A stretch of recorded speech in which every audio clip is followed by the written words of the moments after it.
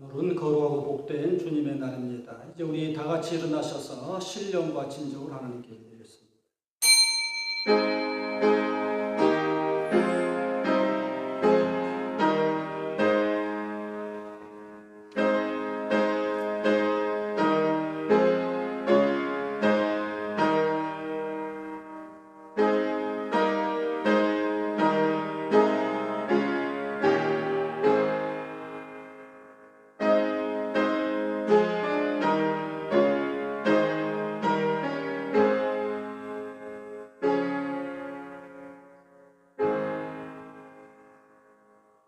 인자와 진리가 내게서 떠나지 말게 하고 그것을 내 목에 매며 내 마음판에 새기라.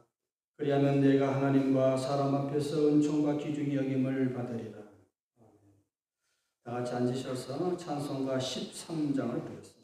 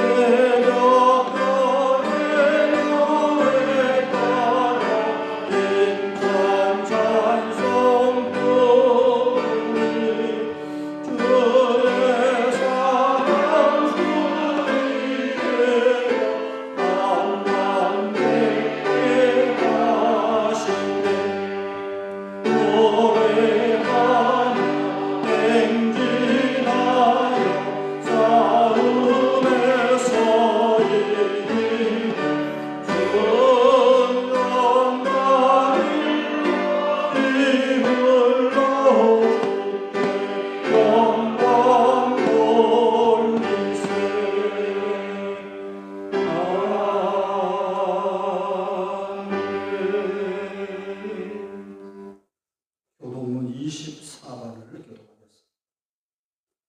온 땅이여 여호와께 즐거이 부를지어다.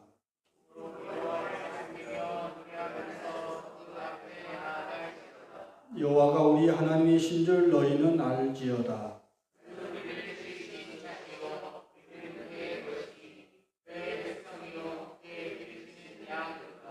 감사함으로 그 문에 들어가며 찬송함으로 그 공중에 들어가서 여호와는 선하시니 그 인자하심이 영원하고. 아멘. 사도신경으로 우리의 신앙을 고백하겠습니다. 전능하사 천지를 만드신 하나님 아버지를 내가 믿사오며 그의 아들 우리 주 예수 그리스도를 믿사오니 이는 성령으로 잉태하사 동정녀 마리아에게 나시고 본디오 빌라도에게 고난을 받으사 십자가에 못 박혀 죽으시고 장사한 지 사흘 만에 죽은 자 가운데서 다시 살아나시며 하늘에 오르사 전능하신 하나님 편에 앉아 계시다가 저려서 산 자와 죽은 자를 심판하러 오시리라. 성령을 믿사오며 거룩한 공예와 성도와 서로 교통하는 것과 죄를 사하여 주시는 것과 몸이 다시 사는 것과 영원히 사는 것을 믿사옵나이다. 찬송가 324장을 보겠습니다.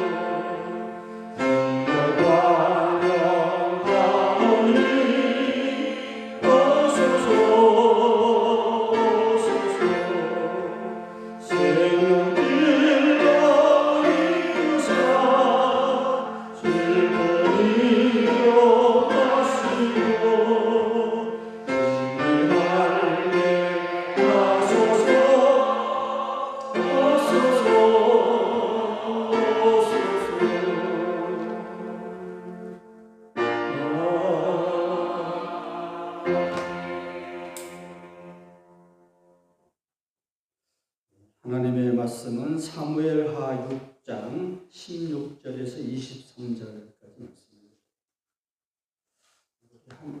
다 같이 한 목소리로 읽겠습니다. 여호와의 괴가 다윗 성으로 들어올 때에 사울의 딸 미갈이 창으로 내려오다가 다윗 왕이 여호와 앞에서 뛰놀려 춤추는 것을 보고 심중에 저를 없이 여기니라. 여호와의 괴를 메고 들어가서 다윗이 위하여 친 장막 가운데 그 예비한 자리에 두매 다윗이 번제와 화목제를 여호와 앞에 드리니라. 다윗이 번제와 화목제 드리기를 마치고 만군의 여호와의 이름으로 백성에게 축복하고 모든 백성 곧 이스라엘 백성 우리의 눈을 안녕하고 떡 한 개와 고기 한 덩과 건포도떡 한 덩이씩 나눠주매 모든 백성이 각기 자기 축복을 합니다. 다윗이 자기 가족에게 축복하고 돌아오매 사울의 딸 미갈이 나와서 다윗을 맞으며 가로되 이스라엘 왕이 오늘날 이렇게 어렵게 방탕한 자가 양치 없이 자기 몸을 드러내는 것처럼 오늘날 그 신복의 계집종의 눈앞에서 몸을 드러내셨다. 다시 이갈에게 이르되 이는 여호와 앞에서 한 것이니라. 제가 내 아비와 내 부모님을 버리시고 나를 택하사 나로 여호와의 백성 이스라엘의 주권자를 삼으셨으니 내가 여호와 앞에서 뛰놀리라. 내가 이보다 더 낮아져서 스스로 천하게 보일지라도 네가 말한 바 계집종에게는 내가 높임을 받으리라. 그러므로 사울의 딸 미갈이 죽은 날까지 자식이 없습니다. 이제 이 말씀에 의지하여서 비운의 공주 미갈이라는 제목으로 하나님 말씀을 전하겠습니다. 고매한 인격의 수도사가 어느 날 광야의 길로 홀로 걷고 있었습니다. 어디서 나타났는지 마귀가 나타났습니다. 마귀는 수도사를 열심히 유혹합니다. 처음에는 아주 예쁜 아가씨의 모습으로 유혹합니다. 그러나 수도사는 쳐다보지도 않습니다. 많은 황금으로 유혹했습니다. 그러나 결과는 마찬가지였습니다. 명예도 이 수도사를 유혹하는데 소용이 없었습니다. 마침내 마지막으로 사탄이 이제 이 수도사를 가리켜서 이제 가로막고 말합니다. 수도사여, 이제 막 당신의 동생이 알렉산드리아 주교가 되셨습니다. 그래서 어떤 결과가 나왔을까요? 그렇게 의연하기만 했던 이 수도사의 안색이 순식간으로 싹 달라졌다는 거예요. 여러분, 이게 무엇을 말해주는 겁니까? 인간의 인격이 아무리 고매한 것 같아도 질투 앞에서는 여지없이 흔들리고 만다라는 사실을 보여주는 것입니다. 오늘 우리가 읽은 말씀을 보면은 비운의 공주가 소개되어 있습니다. 사울왕의 딸 미갈 공주지요. 그는 본래 불운한 여인이 아닙니다. 어떤 점에서는 정말 모든 여자들이 흠모할 만한 정말 그런 행복한 여인이죠. 왕의 딸로 태어났다는 거예요. 왕의 딸로. 이제 얼마나 참 요새 뭐 금수저지만 이건 뭐 다이아몬드 수저죠. 요즘 우리 주위에 공주도 아니면서 공주병에 걸린 사람이 얼마나 많습니까? 우습게 소리 하나 하겠습니다. 어떤 여자가 10,000원짜리 지폐 속에 있는 세종대왕을 보면서 아바마마 보고 싶어요. 그렇게 울었다고 하지 않습니까? 이쯤 되면 중증이죠. 중증 공주병 환자죠. 근데 이 미갈이라는 사람은 진짜 공주예요. 진짜 공주. 얼마나 행복할 수 있는 여인입니까? 또 그뿐만 아니라 이제는 공주 정도가 아니라 왕비가 됐잖아요. 오늘 본문에 보면 왕비. 다윗의 아내가 되었으니까 이제는 공주 정도가 아니라 이제 왕비가 된 거예요. 그것도 정말 세상에서 가장 성군이라는 다윗 왕의 아내가 되어서 왕비가 됐으니까 얼마나 참 정말 대단한 행복할 수 있는 여인이죠. 그런데도 불운한 사람이 되었다라는 데 오늘 초점을 두고 이야기를 시작하겠습니다. 남이 그렇게 만든 거 아니에요. 스스로 그렇게 만든 거예요. 행복이라는 것이 가만히 보면은 스스로 자축하고 스스로 버리기도 하고 그래요. 모든 것이 마음먹기에 달렸다 그러잖아요. 그러니까 모든 객관적인 조건은 최고로 행복할 수 있는 여건인데 스스로 무너지는 거예요. 스스로. 자기 마음을 스스로 이렇게 추스리지 못하고 자초한 거죠. 오늘 본문에 보면은. 오늘 그 이야기를 좀 하겠습니다. 오늘 본문을 잘 살펴보십시오. 불행의 씨앗이 벌써 보이기 시작합니다. 모든 것은 다 그래요. 씨앗이 보이는 거예요. 그러니까 싹이 벌써 보이는 거잖아요. 싹이 보이는 거예요. 다. 불행도 싹이, 또 행복도 싹이 있는 거예요. 씨앗이 있는 거예요. 그러니까 우리가 빨리 그걸 발견하면은 나쁜 씨앗을 빨리 제거하고 좋은 씨앗을 막 이렇게 발전시키고 그래야지. 우리가 빨리 그걸 깨닫는 것이 중요하죠. 그 씨앗이 오늘 왜 어떻게 시작했는지 봅시다. 다윗이 온갖 고난을 다 넘어갔어요. 이제. 다윗이 정말 산전수전을 다 겪으면서 죽을 고비도 많이 당하고 드디어 이제 모든 고난, 어려움을 다 극복하고 왕권이 확고하게 되었던 순간입니다. 나라 안팎에 온갖 적대 세력들을 다 이제 잠재우고 나라가 평안해졌으니까 하나님의 법궤를 모셔와야겠다. 거예요. 제가 이제 몇 달 전에 그 무사 사건에 대한 이야기 했잖아요. 그때 이제 법궤 오다가 이제 또 돌발 사태가 나와서 그 법궤가 갑자기 달구지를 싣고 가다가 소가 뛰니까 넘어질려가지고 우수하라는 사람이 잡았다고 그러잖아요. 직사했다고 그러잖아요. 그래서 너무 놀래가지고 바로 데려오지 않고 오벳에돔의 제사장 집에 3년 놔뒀더니 그 집이 복을 받았다. 그러니까 거기서 이제 다시 용기를 얻고 이제 다시 이제 오늘 말씀으로 이어지는 거예요. 오벳에돔이 법궤를 잘 모시니까 집안이 참 축복을 받았다. 이제 안심해. 이 검증이 끝난 거잖아요. 요새 말하면 임상시험이 끝난 거예요. 괜찮은 자기네. 하나님만 잘 모시면 복을 받겠네. 이런 생각이 드니까 법궤를 이제 모시고 드디어 예루살렘으로 이제 들어오는 장면인데, 그때는 막 너무 모든 사람들이 좋아하고, 가장 좋아하는 사람은 다윗 왕이죠. 다윗 왕이 막 좋아서 막 난리를 막 그냥 춤을 추고 막 그러는데, 이 비운의 공주 미갈만은 어찌된 일인지 그 기쁨에 동참하지 않고 방관자로 서 있습니다. 여기서부터가 이제 불행의 씨앗이에요. 불행의 씨앗. 스스로 불행의 늪속으로 한 걸음 한 걸음 나아가고 있다는 거예요. 축복의 물결로 같이 동참할 수 있었는데 저주의 물결로 스스로 바꾸어 나왔어요. 오늘 그 이야기를 좀 하겠습니다. 첫째, 병든 인격은 기쁨이 없습니다. 여러분, 사람의 행복이라는 것은 결국은 기쁨이잖아요. 우리가 행복한 사람들은 얼굴 보면은 보이죠. 얼굴이 썩어 있다. 눈동자가 썩어 있다. 마음이 벌써 병든 거죠.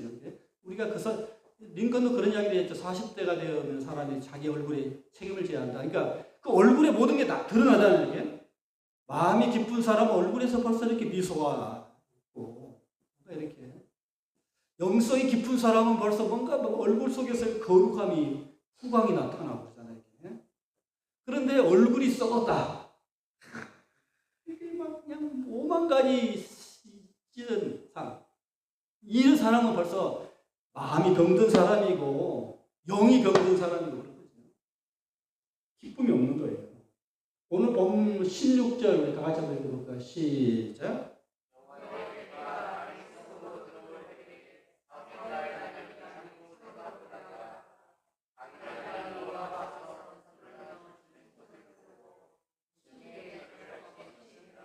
여러분 이제 이렇게 그려지잖아요. 지금 법궤가 예루살렘, 우리 같으면 서울로 들어오고 있는 건데, 한복판으로 들어올 때 축제 분위기인 거예요. 이게 축제 분위기.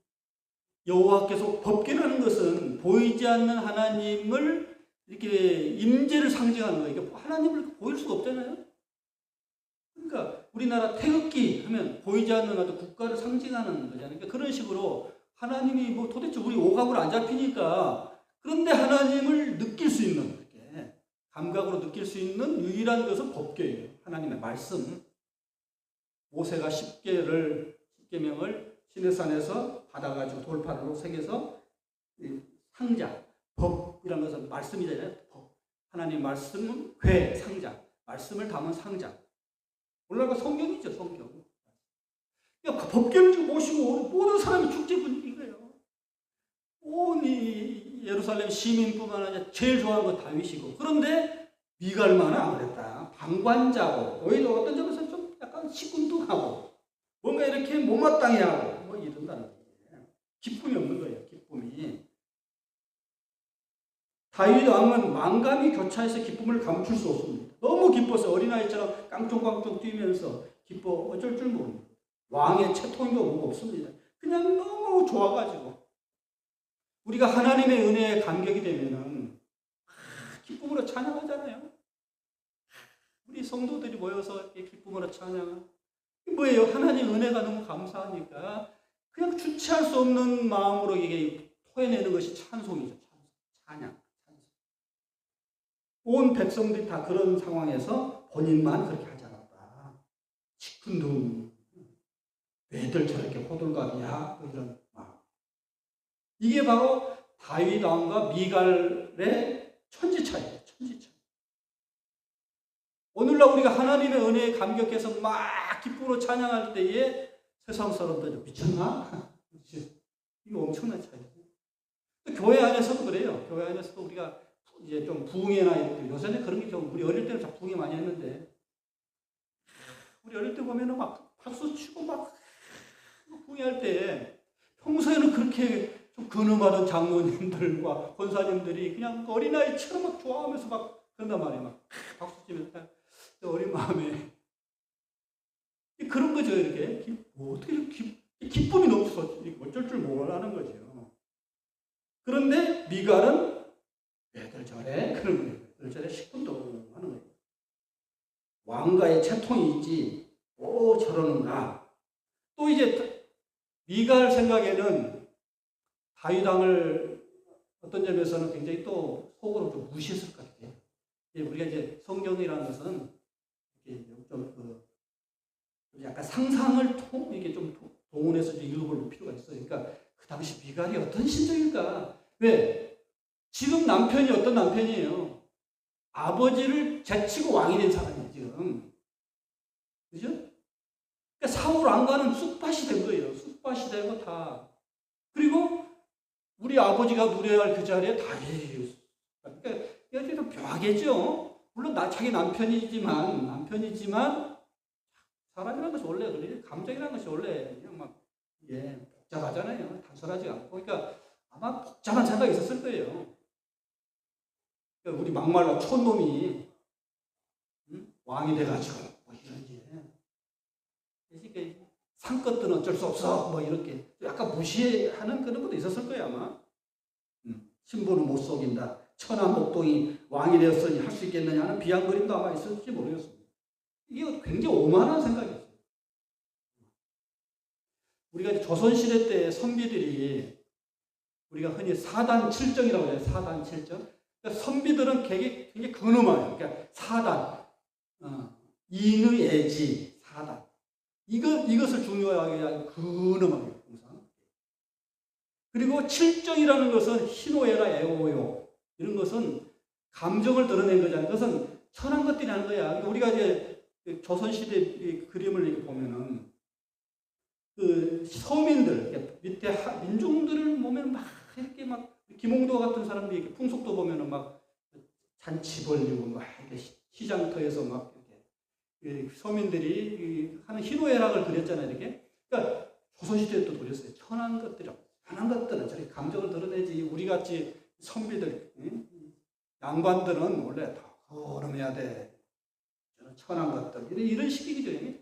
그런 것 같아요. 미갈이 생각할 때는 왕 정도가 되면 이렇게 근엄하게 이렇게 무게 잡고 이렇게 이래야지 뭐 이렇게 채통 시절에 이런 이제 그런 식의 말이었던 것 같아요 속으로.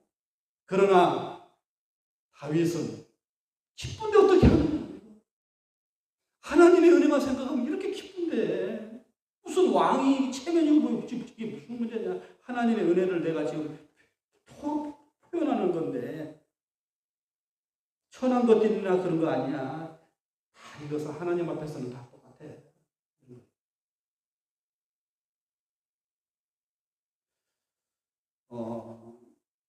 우리가 이제 얘기들을 보면은 하루에도 한 300번 정도 웃는다고 그래요.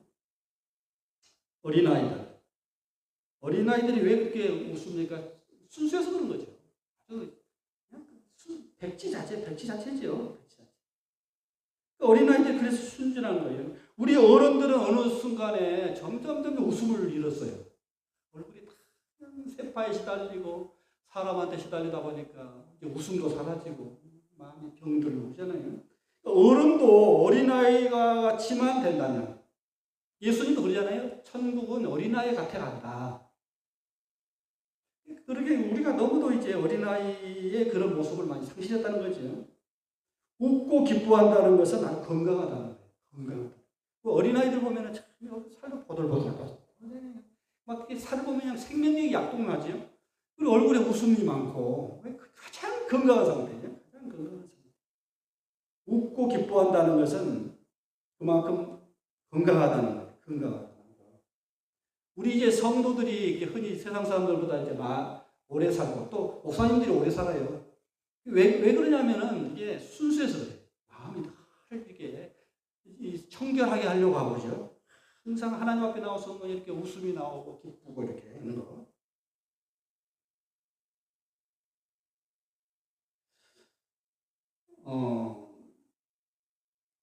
소년 다윗이 골리앗 장군을 멋지게 물리치고 이제 등장했잖아요. 역사의 전면에 등장한 것은 이제 골리앗을 무너뜨리고 이제 다윗이 등장했죠. 그때 이제 많은 여인들이 그 소년 다윗을 향해서 했던 노래가 있죠. 사울이 죽인 사람은 천천히요, 다윗이 죽인 사람은 만만이다. 그냥 속고치면서 개선하는 사람들을 이렇게 찬양을 했잖아요. 그때 모든 사람들이 기뻐했는데 아주 못마땅했던 사람 있죠. 사울 아니죠. 그때부터 사울이 팽 돈 거예요. 팽 돌았어. 그때부터 다윗을 죽이려고 하잖아요. 지금 미갈의 모습이 마치 그래. 부전자전. 엄격히 말하면 부전모전이죠. 부전모전. 참 묘해 보면은 참 그 부모의 그것이 그래 가요 자식들한테. 모습도 그렇고 이게 모습도 그렇고 마음, 성격도 그렇고.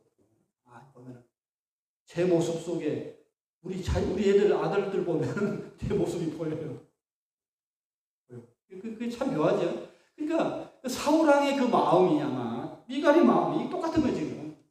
모든 사람들이 좋아하고 막 그러는 상황에서 이렇게 뭐 서로 그래 별로 기분이 안 좋은 병든 영혼이죠. 병든 영혼. 인격적으로도 미숙한. 함께 기뻐할 줄 모르고. 우리가 흔히 그렇죠. 가장 친한 친구도 잘 되면은 다 배가 아프고 사촌이 잘 되면 배가 아프잖아요. 그러니까 어쩔 수 없어요. 그 질투라는 거. 질투라는 거. 아까 이제 예화에 나온 수도사도 고매한 수도사조차도 자기 동생이 주교가 됐다니까 안색이 확 변하잖아요. 질투죠. 질투라는 건 참 이게 참 어떻게 할 수가 없는 거예요. 그걸 내려놔야 하는데 같이 기뻐할 줄 알아야 하는데 그걸 못하는 것이 먼저 이 미갈의 첫 번째 병든 인격의 모습이다. 두 번째는 병든 인격은 화를 자초합니다. 참 이게 참 그래요. 세상 모든 것이 그게 쌓여서 그 나쁜 요소를 쌓여. 여러분 병도 그런 것 같아요. 병도 가만히 보면은 갑자기 병든 것은 아니에요. 병은 그 사람의 역사예요. 그 사람이 병이 들 수밖에 없는 나쁜 요소들이 쌓여서 해결 철학이 아니라 양이 차면 질이 변한다. 뭔가 이렇게 나쁜 요소들이 차면, 근데 임계점에 딱 도달하면은 나타나는 것이 병 현상 나타나는 거죠. 그러니까 우리 병도 그래요. 우리 병도. 여러분, 우리 환우들도 한번 생각해 보세요. 내가 왜 이 병이 걸렸지?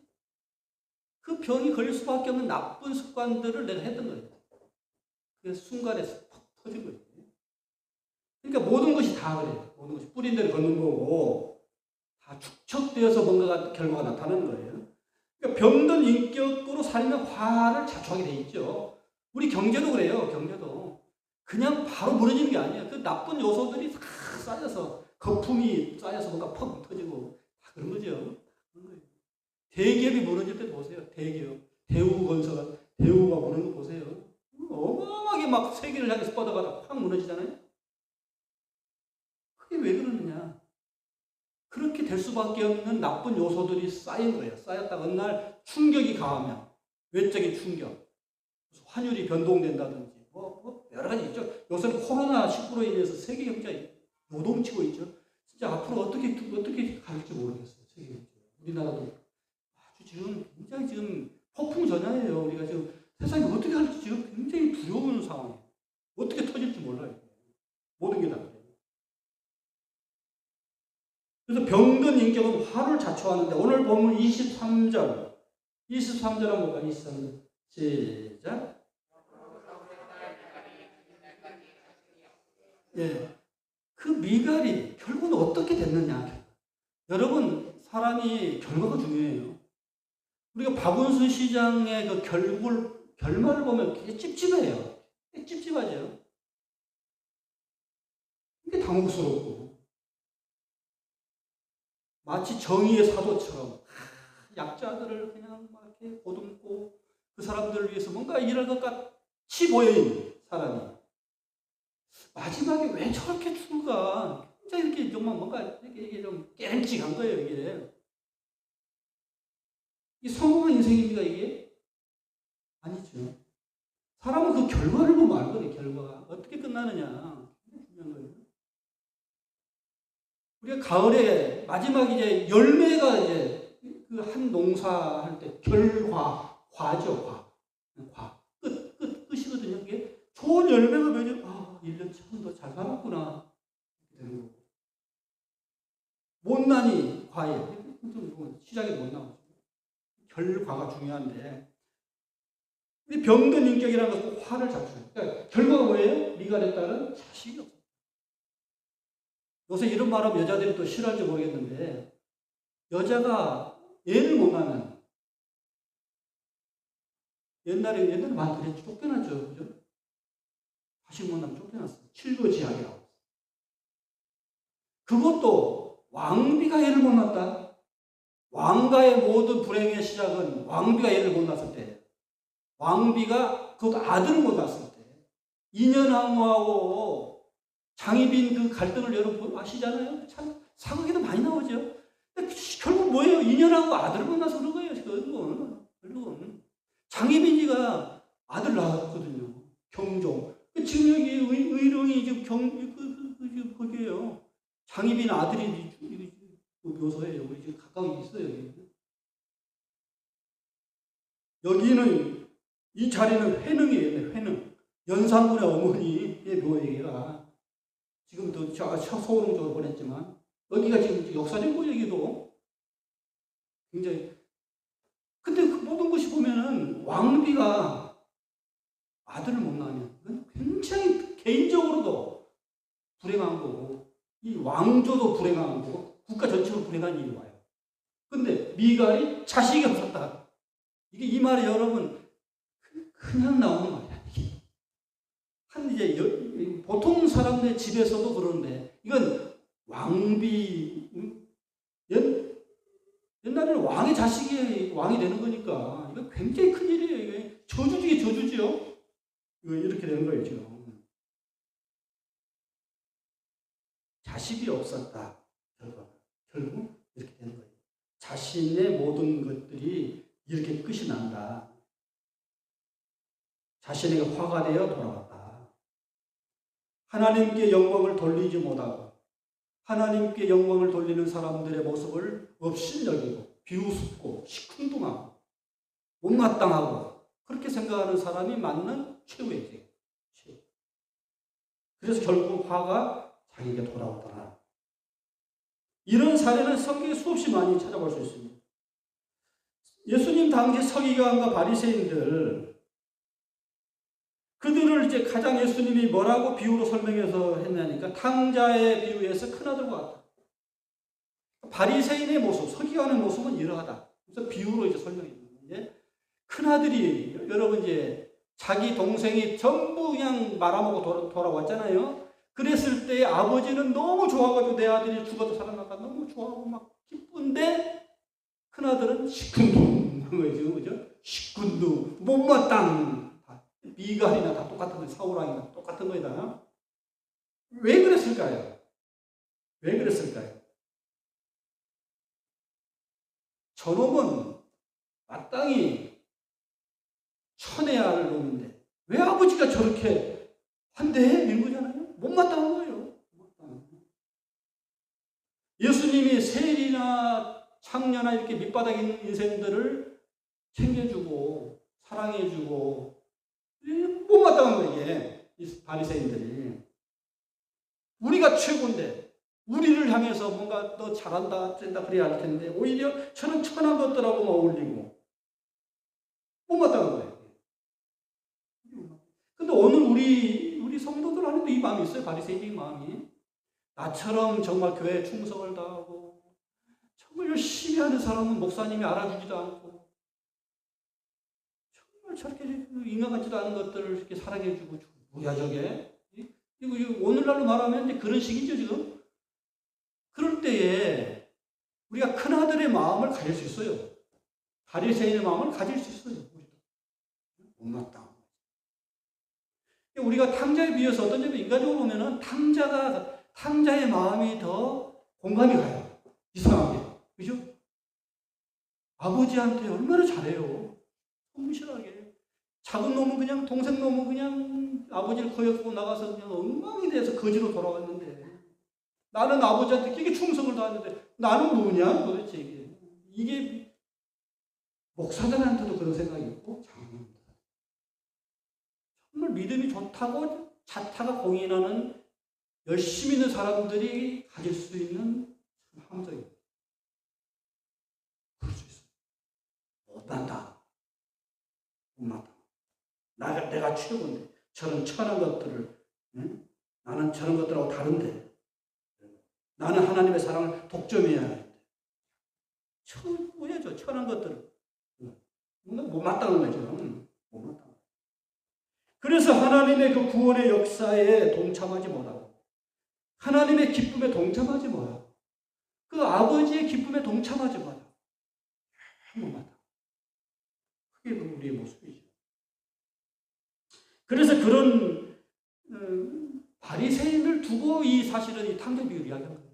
얘네들은 큰아들 같아. 큰아들 같아. 화 있을진저 외식하는 서기관과 바리새인들이여 너희는 천국 문을 사람들 앞에서 닫고 너희도 못 들어가고 들어가려고 하는 사람도 못 들어가게 한다. 이 말이 좀 가슴. 저도 목사지만 오늘날 목사들 때문에 오히려 교회가 더 문이 닫혀요. 요새 뉴스 들어오면 창피해서 못 듣는 이야기 많잖아요. 교회들 성추행해가지고 감옥에 들어가는 목사의 이야기. 그냥 너무 그냥 가슴이 아픈 거예요. 저도 천국에 못 들어갈 거고 천국에 들어가려고 하는 사람까지도 못 들어가게 하고 이런 거잖아요. 지금 참 가슴 아픈 이야기예요. 가슴 아픈 이야기. 남의 이야기 아니라 오늘 우리의 이야기, 저의 이야기.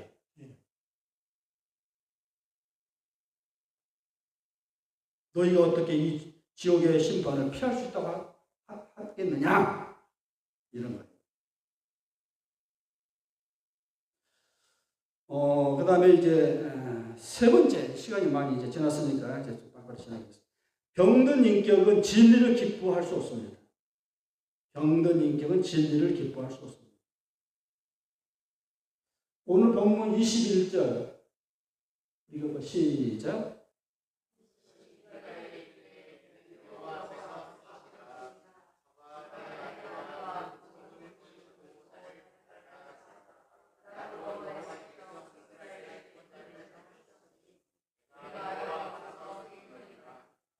예.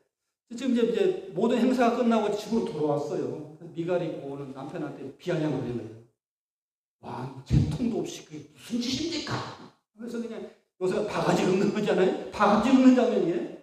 다윗이 뭐라고 해요? 내가 그런 것은 뭐 남을 의식한 것도 아니고 나는 하나님 앞에 드렸다. 나는 정말 감사하다. 나같이 정말 네가 말하는 것처럼 천한 것이 촌놈이 목동이 이렇게 왕이 되게 하신 그 하나님 얼마나 감사한 은혜가 없잖아요. 우리가 항상 자기의 첫 출발점을 알아야 돼요. 개구리 올챙이 시절 다 모르죠. 출세하고 나면은 지가 뭐 처음부터 그런 줄 알아. 정말 밑바닥에서 정말 하나님 불쌍히 여기서 은혜로 우리가 어느 시점에서 무너지냐면 다 휴브리스에서 무너지다네. 이게 무슨 말이냐면은 그리스 비극에 보면 그리스 신화에 많은 그 비극들이 나오잖아요. 근데 영웅들이 확 무너지는 오디세이가 무너진다든지 뭐 이렇게 아니잖아요. 오이디푸스 콤플렉스 같은 오이디푸스가 무너진 다 이게 보면 대부분이 보면 어디서는 휴브리스에서 무너지는 게 뭐냐면 교만. 그러니까 사람이 뭔가를 이루면은 굉장히 교만해져요. 박원순 씨도 아마 그랬을 거예요. 그 감정이. 되게 가장 정상이 위험한 곳이에요. 가장 정상. 목회자도 마찬가지예요. 목사님들이 작은 교회에 했을 때는 다 겸손하고 그래요. 근데 막 1000명, 막 10,000명, 10만 명 이렇게 돼와요. 그냥 거의 황제급이 되는 거지. 이게 교황이 되는 거예요. 교황급이 되는 거예요.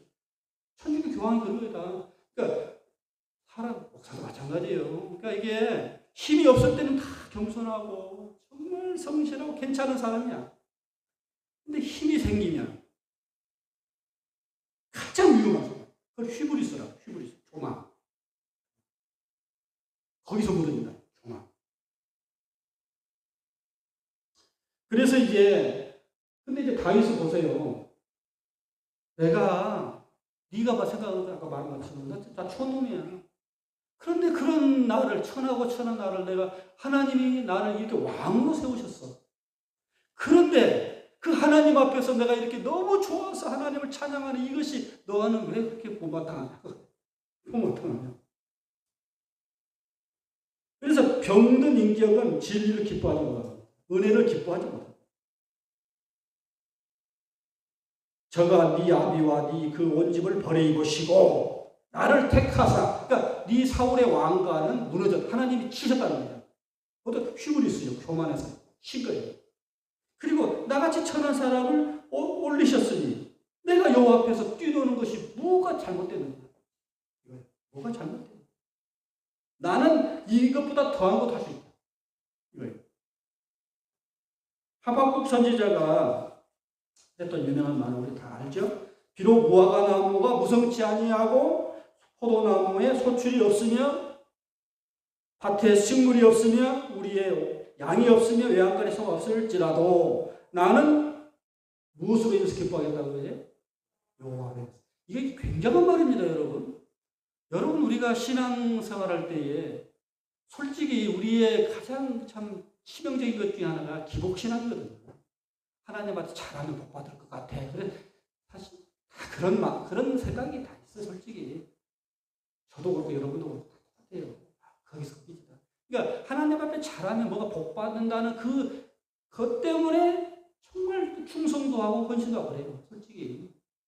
근데 어느 시점에 욥처럼 하나님 다 뺏어갈 때, 돈도, 건강도, 자식 다 뺏어가잖아요.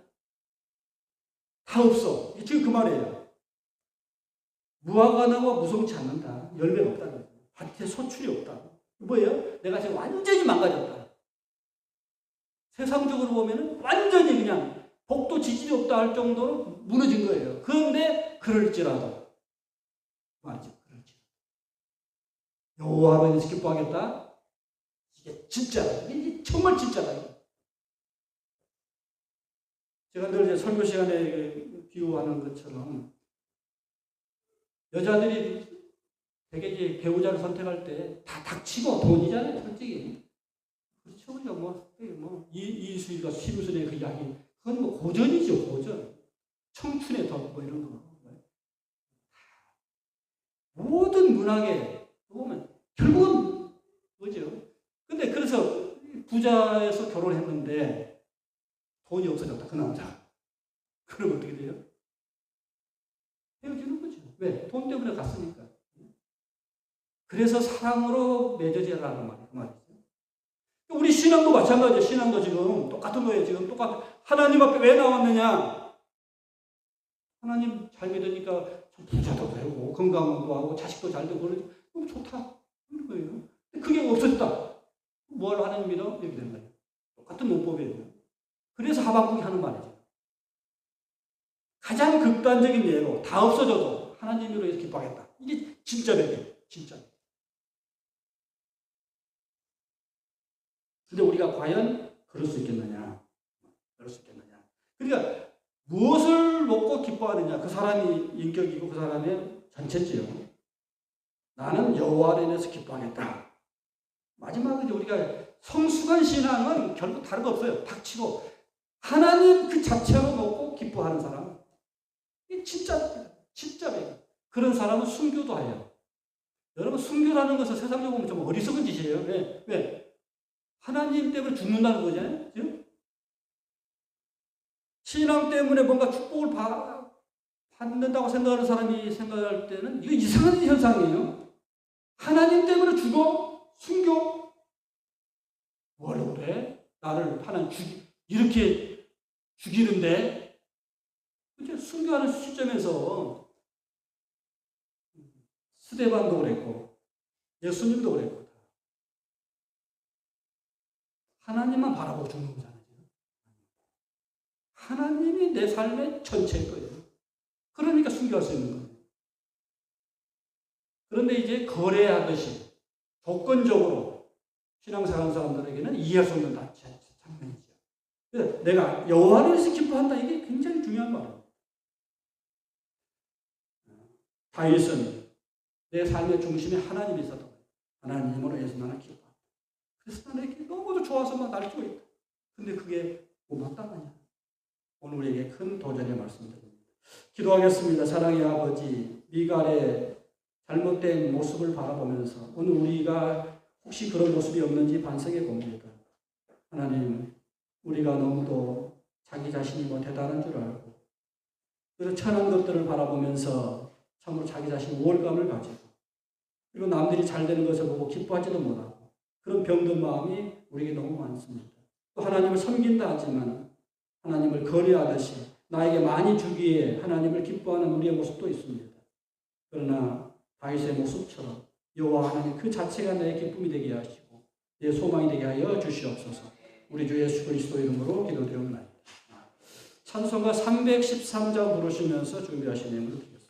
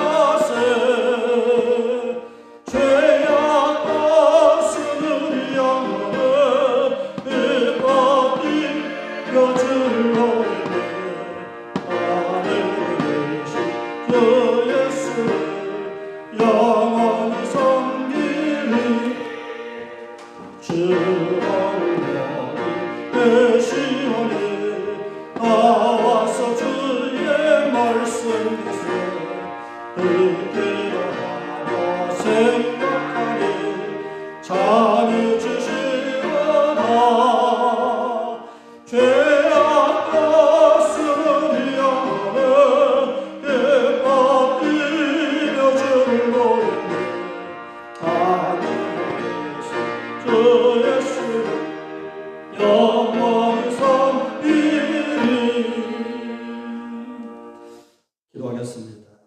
나의 나됨은 하나님의 은혜로다. 바울의 말대로 우리가 이같이 된 것은 하나님의 은혜인 줄 믿습니다. 다윗이 왕이 되고 나서 나를 이렇게 은혜를 베푸신 하나님을 찬양하며 기뻐하는 그 다윗의 마음을 갖기를 원합니다. 하나님, 우리가 베푸신 그 은혜가 너무도 큽니다. 영원히 죽을 수밖에 없는 죄인들을 구하기 위해서 당신의 아들 십자가에 죽일 정도로 우리를 사랑하신 하나님, 그 하나님에게 무엇을 우리가 원하겠습니까? 하나님으로 인해서만 기뻐하는 우리 성도들이 다 되게 하여 주시옵소서. 주께서 베푸신 귀한 은혜를 우리의 정성을 바쳐드립니다. 소득의 11조와 감사원금과 주의 헌금을 드리오니 바치는 손길마다 기억하시고 하늘의 신령한 것으로 채워주시고 땅의 기름 부어 넘치도록 채워주시옵소서. 이제는 교회 머리가 되신 우리 주 예수 그리스도의 무한하신 은혜와 아버지 하나님의 극진하신 사랑과 성령의 감동과 충만하신 역사가 다윗의 믿음을 본받아서 늘 하나님으로 인해서 기뻐하는 길을 원하는 사랑 모든 교우들 머리 위에 이제와 영토로 함께 하시기를 간절히 축원하옵나이다.